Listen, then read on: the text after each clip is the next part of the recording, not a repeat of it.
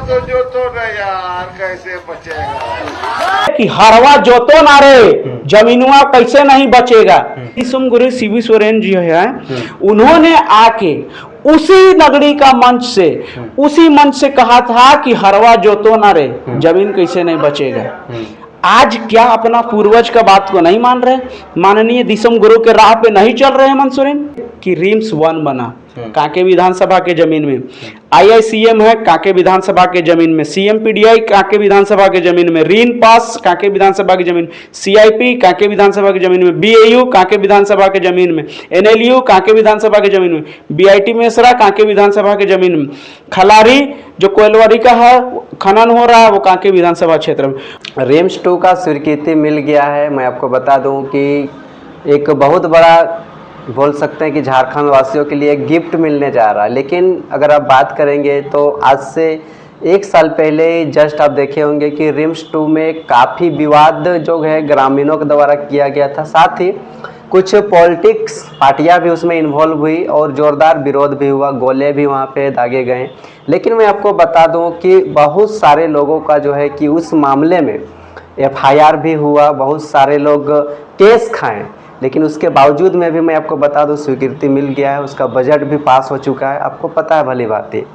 इन सभी चीज़ों पे बातचीत करने के लिए हमारे साथ जेलकेम के कांके विधानसभा के पूर्व प्रत्याशी फुलेश्वर बैठा जी हैं, जो कि ये भी चढ़ बढ़ के भाग लिए थे उस आंदोलन में और ये भी केस खाए हैं। तो जानते हैं आखिर कि आज जो वहाँ पे कार्य हो रहा है, आपका जो विधानसभा क्षेत्र में जो रिम्स 2 बन रहा है, वो कितने खुश हैं आप? देखिए, सबसे पहले तो मैं आपके तमाम दर्शकों को और झारखंड के तमाम जो दर्शक हैं उनको मेरा झारखंडी जोहार रहेगा। देखिए, रिम्स 2 बनने का हम लोग को भी बहुत खुशी है। हम चाहते हैं कि रिम्स 2, रिम्स 3, 4 ऐसे हर जिला में एक बन जाए। चूँकि स्वास्थ्य व्यवस्था भी, स्वास्थ्य और शिक्षा ही हमारा प्राथमिक मुद्दा होना चाहिए। आज इन दोनों पे हम लोग बहुत पीछे हैं। लेकिन बात यहाँ ये अटकता है कि जिस जमीन का स्वीकृति दिया गया है, जिस जमीन पे आप रिम्स 2 बना रहे हैं, वो जमीन का तो आप सर्वे कर लेते कि वो जमीन उपजाऊ है, बंजर है, क्या आपके पास में रांची में उससे बेहतर जमीन और नहीं था, या वही जमीन केवल है। ये तो स्थिति नहीं था। तो आखिरकार उतना संगठन वहाँ पे विरोध किया, आदिवासी जो संगठन था वो विरोध किया, बहुत सारे नेत्रियाँ विरोध की, बहुत सारे पॉलिटिक्स पार्टियाँ विरोध की, लेकिन इस बार कोई विरोध क्यों नहीं किया? क्या उन लोग को समझ में आ गया, वो लोग पेपर देख लिए, या फिर उन लोग को भी टेबल का नीचे से कुछ मिला? जी नहीं, देखिए बात है कि अभी बहुत सारे जगह पे विरोध चल रहा है। अभी राष्ट्रीय अनुसूचित जनजाति आयोग ने भी इस पे संज्ञान लिया है और तत्काल इस पे रोक लगाने के बात कही है। फिर भी हम देखें कि चूंकि हमारे क्षेत्र में आता है तो कहीं कहीं काम चल रहा है। मतलब ये है कि सरकार जो है कि आदेश का अवहेलना कर रहा है। अभी भी वहां के जो रैयत है वो धरना पे बैठे हुए हैं। ऐसा नहीं है कि विरोध बंद हो गया है। अभी वो लोग लगभग हम कह दे तो 21 दिन 22 दिन होने जा रहा है, उन लोग अभी धरना पे बैठे हुए। वो सारे नेता मंत्री सबसे मिलने का प्रयास कर रहे हैं। यहाँ तक कि CM हेमंत सोरेन से मिलने के लिए उन्होंने पैदल मार्च यात्रा किया। ठीक है, तो ऐसा नहीं है कि उसका विरोध अभी नहीं हो रहा, विरोध हो रहा है। बशर्ते अगर आप हठधर्मी का उपयोग कर लेंगे, आपके पास में कानून है, प्रशासन है, सारा कुछ पावर आपके पास में। लोकतंत्र में एक CM एक जो है एक राज्य का राजा हो जाता है। अब उसके पास में सारा पावर है, और अगर आप हठधर्मी कीजिएगा, अपनी प्रजा को, अपने जो नागरिक है उसका मांग को आप सुनिएगा ही नहीं, आप कान और आंख बंद कर लीजिएगा, तो ये उचित नहीं ना है। वही काम अभी यहाँ पे हो रहा है। विकास के काम में हमेशा जो है कि बाधित जनता करना उसका कार्य होता है, और जब वही चीज़ उसको नहीं मिलता है तो प्राइवेट हॉस्पिटल में हो जाते हैं, वहाँ पर अच्छा इलाज नहीं होता है, वहाँ से मनमानी तरीक़ा से पैसा वसूली जाती है, तब फिर सरकार को ही दोष दिया जाता है। लेकिन सरकार के तो ये अच्छा पहल है, लेकिन इस पर विरोध आखिर क्यों? देखिए, आपने जो बोला कि विकास के कार्यों में पब्लिक बाधा करती है, ये ऐसा नहीं है। लेकिन ये है कि भाई आप सोचिए कि जहां पे आप स्वीकृति दिए हैं, हम चाहते हैं, हम बार बार कह रहे हैं कि हम रिम्स 2 का विरोध कर ही नहीं रहे हैं, ना वहां का जनता कर रहा है। रिम्स 2 बनने के लिए हम लोग वही बोल रहे हैं कि ऐसा जगह को चुनिए जो बंजर हो, जो अनयूज्ड हो, खेती योग्य ना हो। आप सोचिए कि जिसमें कि लगातार अगर वहां धान हम लोग ऐसे फेंक देते थे तो वहां धान होता है। अब उस जमीन को आप अगर कंस्ट्रक्शन कार्य के लिए यूज कीजिएगा तो वो सही नहीं है। आज आप बोल रहे हैं कि हॉस्पिटल का फैसिलिटी जो प्राइवेट में नहीं दिया जाता है, पैसा मनमानी तरीके से वसूला जाता है, बिल्कुल वसूला जाता है। तो इसमें चुप कौन है? आज आपके पास में स्वास्थ्य मंत्री इरफान अंसारी जी हैं, उनको एक्शन लेना चाहिए था। आपने कहा हम लोग हर कम से कम 3-4 हॉस्पिटल हम खुद गए हैं जिसमें परिजन को मनमानी ढंग से बिल लिया गया है, मनमानी ढंग से उसका इलाज किया गया है। आज बहुत बड़ा कारण है, आप एक लिखा लेते प्राइवेट हॉस्पिटल क्या है कि एक सुपर स्पेशलिस्ट लिखा लेता है हड्डी का, हृदय का, किडनी का, सबका, लेकिन क्या है कि डॉक्टर उसके पास अवेलेबल नहीं रहता। 24 घंटे डॉक्टर अवेलेबल नहीं रहता है, वो बाहर से पहले एडमिट करते हैं उसके बाद मंगाते हैं। तो ये स्थिति है, बहुत खराब स्थिति है। इस पे संज्ञान लेना चाहिए स्वास्थ्य मंत्री को कि ये रूल पास करना चाहिए कि यदि आप लिखे हैं हार्ट का स्पेशलिस्ट तो 24 घंटा कोई ना कोई एक डॉक्टर वहां होना चाहिए। लेकिन अभी क्या है कि अभी कुछ नहीं है। आज 108 जो कि सरकारी एम्बुलेंस है, उसको आज प्राइवेट हॉस्पिटल के लोग क्या कर रहे हैं, रिश्वत देके उसको अपने अथी में लेके आ रहे हैं। थाना, इवन थाना अगर कहीं एक्सीडेंट हो रहा है तो उसको, हाँ बिल्कुल, प्राइवेट हॉस्पिटल में लेके जा रहे हैं। तो ये स्थिति है, इसको कंट्रोल करना चाहिए अभी हमारा स्वास्थ्य मंत्री को, राज्य सरकार को। लेकिन क्या है, अभी शासन प्रशासन जो भी जवाबदेही की अथॉरिटी है, कोई जवाब इस पे लेना नहीं चाह रहा है। सब किस पे लगे हुए हैं, तो अपना जेब कैसे भरना है। आज स्वास्थ्य बहुत खराब है। रिम्स 1 का आप स्थिति जाके देखिए कि रिम्स 1 में आज एक बेड के लिए लोग तरस रहे। कारण क्या है? खराब मैनेजमेंट। आप वहां सुविधा मुहैया नहीं करा पा रहे। बहुत जगह है आपके पास में, एक प्राइवेट हॉस्पिटल एक बिल्डिंग में उतना सारा इलाज करवा लेता है, लेकिन आपके पास में कई एक बिल्डिंग है, लेकिन आपका मैनेजमेंट सही नहीं।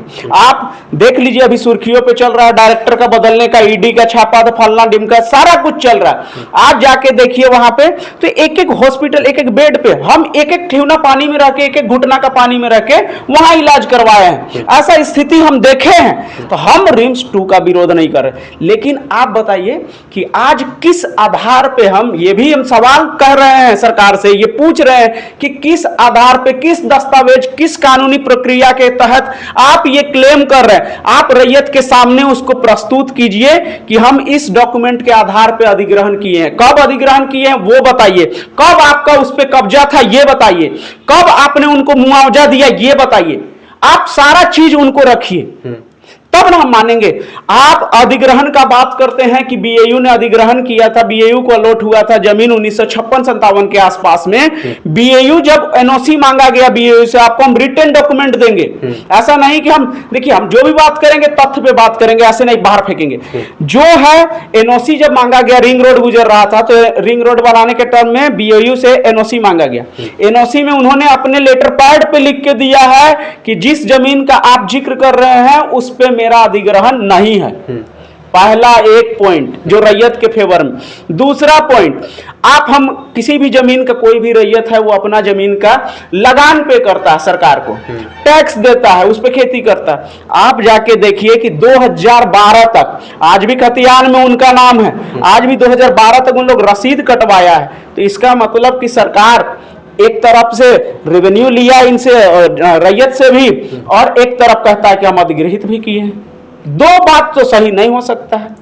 अब इसके साथ में आप देखिए कि तीसरी बात बनता है कि वो जमीन उपजाऊ है, 2024 तक आप खेती की, तो स्थिति वही, इसीलिए हम लोग विरोध पे उतर आए कि इस जगह पे नहीं बनना चाहिए, और कोई कारण नहीं। तो क्या बीच का रास्ता क्या निकल सकता है? क्योंकि कुछ कार्य हो चुका है, प्रशासन वहाँ पे दिन रात अड्डा जमा कर रखा हुआ है, वहाँ पे जो कि पूरी तरीक़ा से तैनात कर दिया गया पुलिस प्रशासन को। उधर रैयत लोग भी जो है कि धरना में दिए हुए हैं। तो क्या आप क्या मांग करते हैं? आपका क्षेत्र आता है, क्या उन लोगों को नौकरी मिलना चाहिए या मुआवजा मिलना चाहिए, या फिर वहाँ पे नहीं बनना चाहिए? क्या आप मांग रख रहे हैं? देखिए, पहला मेरा प्रायोरिटी रहेगा कि आप विकास किसको बोलिएगा। एक रैयत को अगर मान के चलिए हम एक हॉस्पिटल बना रहे हैं और वहाँ 100 लोगों का हमको अगर बलि देना पड़ रहा है तो उस विकास को हम थूकते हैं। वैसा विकास हम ये चाहेंगे कि वो 100 लोग भी बचे और मेरा विकास का कार्य भी हो, तो ऐसा स्थिति बनना चाहिए था। क्या आप बताइए कि वहां से बाद नगड़ी का जमीन गया बीएयू के लिए, एनएलयू के लिए, रिंग रोड के लिए, पिठोरिया लाइन का जो कांके पिठोरिया लाइन है उसके लिए, बचा क्या है नगड़ी के पास में, तो वही जमीन बचा था। उसके बाद आज हम लोग खतियानी का बात करते हैं, आज हम लोग पेशा कानून का बात करते हैं, लेकिन खतियान रहेगा तब जब जमीन रहेगा तब। आज नगड़ी का जमीन उतना ही है, वो अधिग्रहित हुआ, आधा से ज्यादा रैयत समाप्त। अब आप लोग क्या चाहते हैं? वहाँ पे नियोजन मांग कर रहे हैं विस्थापितों के लिए, पैसा मांग कर रहे हैं, या फिर कहीं जमीन मांग कर रहे हैं, या फिर रिम्स 2 को नहीं बनने दीजिएगा, बाधा कीजिएगा? क्या चाह रहा है आखिर? जो कांके का पूर्व प्रत्याशी है जेल कैंप के फुलेसर बैठा, उसका क्या मनसा है?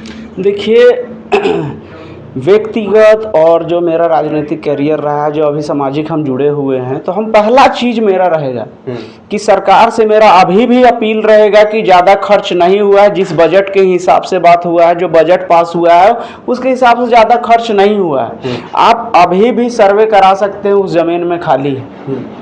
आप कैंसर हॉस्पिटल के अपोजिट में अभी भी जमीन खाली है। अभी भी हम रिक्वेस्ट कर रहे हैं, उनसे हाथ जोड़ के बोल रहे हैं कि अभी भी आपके पास है समय, उन रैयतों को आप नहीं मारिए। आपके पास जमीन है, आप यूज कीजिए। अन्यथा जो रैयत का मांग है, रैयत बैठना चाह रहा है, मुख्यमंत्री से आपसे मिलना चाह रहा है, उनसे हम कहेंगे कि आप उनसे मिलिए। देखिए विरोध करना, हम आपको पॉइंट बाय पॉइंट गिना दिए कि पहला चीज है कि हम क्यों दावा कर रहे हैं, क्योंकि मैंने 2024 तक, जब तक आपने फोर्सफुली हमें रोका नहीं, तब तक हमने वहां खेती किया। पहला पॉइंट। दूसरा पॉइंट 2012 तक का हमने लगान दिया। तीसरा पॉइंट, आप जिस दस्तावेज के आधार पे, जिस कानूनी प्रक्रिया के आधार पे आप कहते हैं कि बीएयू द्वारा अधिग्रहित किया गया था 1956 और 1957 अप्रोक्स जो भी था, लेकिन जब बीएयू को एनओसी मांगा गया रिंग रोड के द्वारा, तो उस टाइम उन्होंने अपने लेटर हेड में ये लाइन लिखा है स्पष्ट रूप से कि जिस जमीन का आप बात कर रहे हैं उस जमीन पे मेरा कोई अधिग्रहण नहीं है, उस पे मेरा कोई आधिपत्य नहीं है। तीसरा पॉइंट कि आपका जो होता है लैंड एक्विजिशन रूल 2013 जो कहता है, उसका सेक्शन जो है धारा 101 कहता है कि अगर विधित जो जमीन है किसी परियोजना के लिए, किसी सरकारी संस्था को या किसी कार्य के लिए अगर हम अधिग्रहण करते हैं, तो उसमें जो 5 वर्षों तक अगर नहीं होता है कार्य, अगर नहीं होता है, तो वो स्वतः रैयत को चला जाएगा, राज्य सरकार को चला जाएगा, या रिस्पॉन्सिबल जो अथॉरिटी है जो उसके लिए दायित्व रखता है उनके पास चला जाएगा। तो आप अगर कानून को मानते हैं, आप कानून को अगर चाहते हैं कि हम कानून का पालन करें, आप कानून के विधिवत कर रहे हैं, तो इन सारे पॉइंट्स को आप हमको क्लैरिफाई करिए। आप वहां के रैयत को क्लैरिफाई कीजिए। आपको लगता है यहाँ कोई नेतागिरी कर रहा है, कोई राजनीतिक दल इस पे एक्टिव बाधा पहुंचा रहा है, आप उन रैयत से डायरेक्ट मिलिए। आपके पास है, आप एक आह्वान दे दीजिए कि हम मिलना चाह रहे हैं, सारे लोग वहां चले जाएंगे रैयत आपसे मिलने। आप बोलिए तो उनको। दूसरा चीज है कि देखिए, अगर जो हेमंत सोरेन है, आज हम लोग कह रहे हैं जैसे सरकार, राजनीति का खेल भी गंदा है कि जब सरकार बीजेपी का था तब जेएमएम, कांग्रेस वो सामने आके विरोध किया। आज से विधिवत 2012 का ही हम बात करते हैं, दिसम गुरु शिबू सोरेन जी है, उन्होंने आके उसी नगरी का मंच से, उसी मंच से कहा था कि हरवा जोतो ना रे, जमीन कैसे नहीं बचेगा। आज क्या अपना पूर्वज का बात को नहीं मान रहे?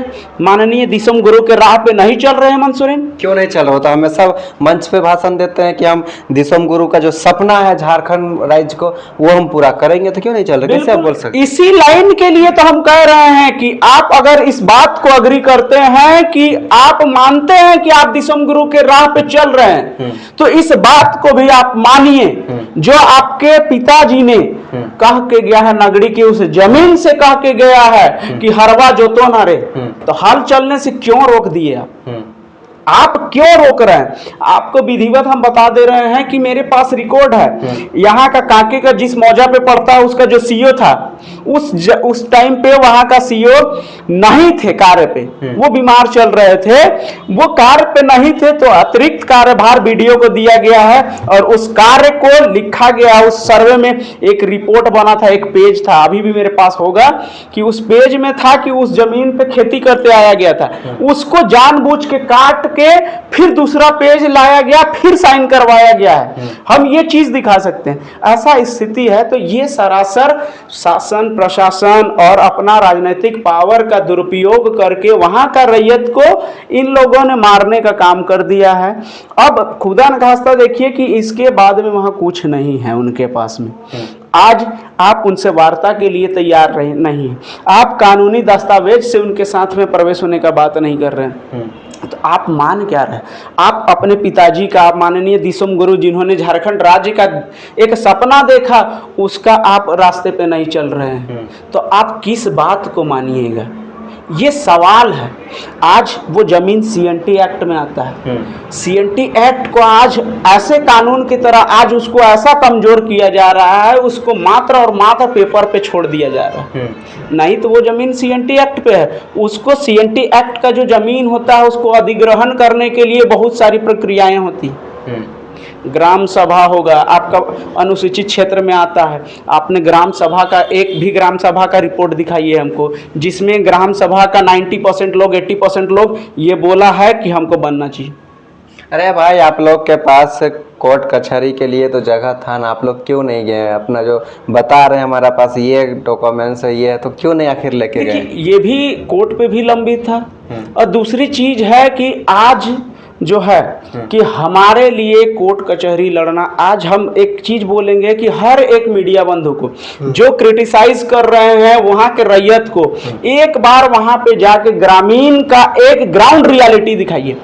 आप हमसे पूछे कि विकास के लिए आप क्यों विरोधी कर रहे हैं, विकास के लिए आप क्यों विरोध हैं, आप हमको बताइए कि रिम्स 1 बना कांके विधानसभा के जमीन में, आईआईसीएम है कांके विधानसभा के जमीन में, सीएमपीडीआई कांके विधानसभा के जमीन में, रीन पास कांके विधानसभा की जमीन, सीआईपी कांके विधानसभा की जमीन में, बीएयू कांके विधानसभा के जमीन में, एनएलयू कांके विधानसभा के जमीन में, बीआईटी मेसरा कांके विधानसभा के जमीन में, खलारी जो कोयलवारी का है खनन हो रहा है वो कांके विधानसभा क्षेत्र में।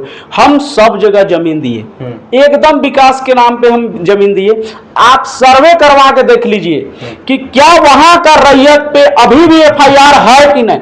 जो जमीन दिया वो एफआईआर खाया है, जो बाहर के लोग हैं वो आके जिसके पास में पावर है, जिसके पास सेटिंग गेटिंग है, जिसका पहुंच है, वो यहाँ मजबूती से खड़ा है। आप रिंस में ही चेक कर लीजिए, आप हमारे कांके विधानसभा क्षेत्र का जिसका जमीन गया है उसके अगल बगल गांव को आप देख के हमको सर्वे करके बताइए, इतना साल रिम्स को बने हुए हो गया, कितना लोग एमबीबीएस करके वहां से पास आउट हुआ।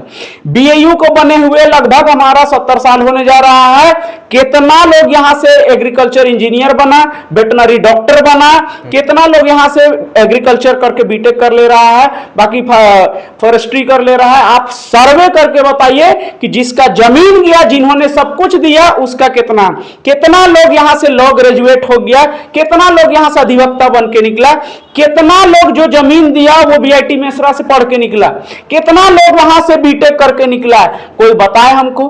कितना लोग यहाँ हमारा ऋण पास है, कितना लोग यहाँ से जो डॉक्टर डिग्री ले रहे हैं, पीजी कर रहे हैं, एमफिल कर रहे हैं, कितना लोग हैं कहीं पे। आप हमको बताइए, आज सिर्फ और सिर्फ जो रैयत है वो अपना मुआवजा हो, अपना हक हो, अपना जो उसको विधिवत उसको बोला गया है उसके लिए आज वो लड़ रहा है। आज सीयूजे बना, ट्रिपल आईटी बना, बस ट्रांसपोर्ट नगर बना, आईटीबीपी बना, जगुआर बना, सब कुछ हमारे जमीन पे है। लेकिन आप सर्वे एकदम खोल के देखिएगा, बाय रिकॉर्ड ऑन रिकॉर्ड देखिएगा कि सबसे ज्यादा अगर कुछ होगा वहां के रैयत पे तो आज भी एफआईआर होगा। उनका विकास नहीं हुआ, तो आप विकास कह रहे हैं कि विकास के लिए आप हमसे ले रहे हैं, तो हमारा विकास कहाँ है? इस विकास में मेरा भागीदारी कहाँ है? हम कहाँ पे हैं इस विकास में? आप एक भी तो सर्वे करवे के बताइए हमको कि हम कहाँ हैं इसमें। क्या मेरा जो पेशेंट जा रहा है आज रिम्स में, उसको बेड के लिए तरसना पड़ रहा है, आज क्या हमको स्पेशल फैसिलिटी मिल गया कि हमने जमीन दिया, आज हमको क्या मिला? आज बीआईटी मेसरा को राज्य सरकार जमीन दिया, आज बीआईटी मेसरा उसको कह रहा है कि हम राज्य से 50% कोटा हटाएंगे क्योंकि एमओयू खत्म हो गया। आज ये स्थिति आपका है कि आप टिक नहीं पा रहे हैं, लेकिन आप कहां दबाव कर रहे हैं? तो जहां आम नागरिक है जो लड़ नहीं सकता, झगड़ नहीं सकता, जिसको आप दबा सकते हैं, वो स्थिति है आज यहाँ पे। आज कोई एक परियोजना बनता है, जैसे एक परियोजना बना वहां नेता मंत्री का, आईएएस अफसर का, जो बड़े बड़े थाना अध्यक्ष है, सीईओ हैं, बीडीओ हैं, उनका जमीन उसके आगे बाजू में खरीदा जाता है। पहले से उसको पता है, बिल्कुल पहले से। अभी तक लीजिएगा, हम यही मांग करना चाहते हैं, और जिस दिन अगर हम उस पद पे पहुंच गए, या जिस दिन हम तो ये मांग करेंगे कि कोई भी सीईओ हो, बीडीओ हो, थाना अध्यक्ष हो, उस थाना के अंदर में, उस ब्लॉक के अंदर में, कहीं पे भी जहां जहां वो पोस्टिंग गया हो, वहां उसका जमीन नहीं होना चाहिए, वो वहां खरीद नहीं सकता, ऐसा रूल होना चाहिए। तब जाके यहाँ करप्शन भी रुकेगा। और लोग, आज क्या होता है कि दलाल के चक्कर में आज थाना अध्यक्ष क्या कर रहा है कि आपको दबा दे रहा है, 5 डिसमिल जमीन ले रहा है। आज सीईओ बीडीओ क्या कर रहा है, गलत मोटेशन कर दे रहा है, आपका जमीन दिखा दे रहा है। आज वही नगरी में, वही चामा में जाके देखिए, आज भी हर संडे को मीटिंग चल रहा है, 700 एकड़ जमीन का केस चल रहा है। उसका क्या हुआ, नेचर क्या है, तो खतियान से है एसटी, लेकिन एनआईसी पोर्टल से चेंज करके उसको बना दिया गया जनरल। आज बिग के प्लॉटिंग पे प्लॉटिंग चल रहा है, कोई आज आवाज उसका सुनने को तैयार नहीं है। उसको फास्ट ट्रैक कोर्ट पे क्यों नहीं रख के आप सुनवाई करते हैं? आप क्यों नहीं ग्राउंड पे आके देखते हैं? तो जन सुनवाई बहुत धीमा चल रहा है, और खास करके जो आम नागरिक है, जिसके पास पहुंच नहीं है, उसके लिए आज न्याय मांगना जो है अपना खून देने जितना बराबर हो गया। अंत में क्या संदेश आप देना चाहेंगे हेमंत सोरेन जी को? देखिए, अंत में एक ही लाइन बोलेंगे कि आज जो पहला चीज है कि इतना जो बैरिकेटिंग, पहले हम थोड़ा सा ये कर ले रहे हैं कि प्रशासन की, जो हम अपने आईएएस अफसर, जो हम डिस्ट्रिक्ट कलेक्टर से मांग करेंगे कि भैया जितना आप लगाए हुए हैं सर यहाँ पे बैरिकेटिंग अननेसेसरीली है, बार बार एक्सीडेंट हो रहा है, आए दिन उस बैरिकेटिंग पे एक्सीडेंट हो रहा है। तो ये बैरिकेटिंग जो एक्स्ट्रा आप लगा के रखे हैं, उसको आप पहले हटवा लीजिए। ये मेरा पहला संदेश रहेगा, मेरा पहला आग्रह रहेगा माननीय डीसी महोदय से। दूसरा चीज, हम माननीय राज्य के जो अगुआ हैं, माननीय राज्य के परिवार के जो मुखिया हैं हमारे झारखंड राज्य के, उनसे एक ही लाइन हम कहेंगे कि यदि आप अपने परिवार के माननीय दिसुम गुरु के सिद्धांतों पे, उनके विचारों पे अगर आप चल रहे हैं, तो आप उनका एक बात को जरूर मानिए कि वो लाइन को आप याद कीजिए कि हरवा जोतो ना रे, जमीनुआ कैसे नहीं बचेगा। तो ये लाइन को आप एक बार याद कर लीजिए। आपको नहीं है, आप मंगवा लीजिए, कटआउट देख लीजिए, न्यूज़पेपर पे भी छपा हुआ है, ये चीज को देखिए। और शांतिपूर्ण हम लोग जो आग्रह करेंगे कि आज भी वहां धरना पे लोग बैठे हुए हैं, आप अगर कुछ नहीं सुनना चाहते हैं, एक बार कम से कम उनसे मिल लीजिए कि क्या उन रैयतों का मांग है, क्या वो बनने देना चाह रहे हैं, नहीं चाह रहे हैं, क्या उनका एक्चुअल मांग है। कम से कम एक बार तो आप बिचौलिया को भूल जाइए, आपको किसी थर्ड पार्टी को भूल जाइए, आप बैठिए। कोई आतंकवादी नहीं है वो लोग कि जिनसे आपको खतरा होगा, वो आपके भाई बंधु हैं, आपके परिवार के लोग हैं। आप आदिवासी का नेता कहते हैं, आप बोलते हैं कि आदिवासी का वोट के अलावा हमको गैर आदिवासी वोट नहीं चाहिए, तो आप इन आदिवासियों को क्यों रौंद रहे हैं? आप इन आम ग्रामीण को क्यों रौंद रहे हैं? हक तो पूरे राज्य का है इस हॉस्पिटल पे जी। तो ये हॉस्पिटल एक रिम्स था यहाँ पे, दूसरा भी यही होना चाहिए था, ये भी निश्चित नहीं होना चाहिए, क्योंकि कितना दूर से लोग आते हैं। आप पहला चीज, और इस पे हम ये भी बोलेंगे कि रिम्स 1 को आप ऐसा फैसिलिटी दीजिए, उसको आप ऐसा उसका मैनेजमेंट को सुधारिए कि किसी को दुख ना हो, किसी को जाने के बाद एक नेता मंत्री का पैरवी कराने का जरूरत ना हो। उसको स्वतः, वहाँ डॉक्टर को भी इससे परेशानी होता है, हमारे पेशेंट को भी परेशानी होता है कि भाई जो नीडी पर्सन है उसको ना मिल के किसी दूसरे को मिल जाता है जो पैरवी से आ जाता है। चलिए, समय देने के लिए बहुत बहुत धन्यवाद। आपको भी और आपके तमाम दर्शकों को मेरी ओर से धन्यवाद रहेगा।